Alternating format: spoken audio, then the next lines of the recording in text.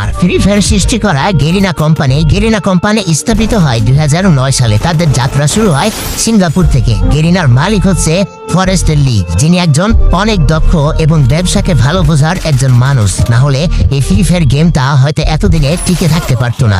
তো 2009 সাল থেকে গেরিনার যাত্রা শুরু হলেও তারা কোনোভাবে কোনো গেমে সাকসেস পেল না। সবকিছুতেই তারা ফেল হয়ে গেল। একের পর এক ভিডিও গেম রিলিজ করেও মানুষের মন জয় করতে পারছিল না। তো 2014, 15, 16 সালে গেরিনা বেশ কয়েকটি গেম মানুষের সামনে উপস্থাপন করে, কিন্তু এত পরিমাণ ভালোবাসা এবং এত পরিমাণ জনপ্রিয়তা পায়নি গেরিনা কোম্পানির ওই অন্য গেমগুলোতে। কিন্তু সবকিছুতেই একটা টার্নিং পয়েন্ট থাকে, যেটা 2017 সালে গেরিনা কোম্পানিকে তাদের মোড় ঘুরিয়ে দিয়েছিল। যেহেতু 2017 সালে শুধু পাবজি গেমটাই ব্যাটল রয়্যাল গেম ছিল এবং মানুষের মাঝে উৎপত্তি হয়েছিল একটা বিশেষ গেম হিসেবে, সেহেতু গেরিনা কোম্পানির মালিক ফরেস্ট লি ভাবলো কেমন মোবাইলের জন্য একটা ভালো গেম উপস্থাপন করা যাক বা মানুষের সামনে ছড়িয়ে ফেলা যাক, যার হাত ধরে কয়েকজন টিম নিয়ে এই গেমটাকে তৈরি করার কাজ শুরু করা হলো।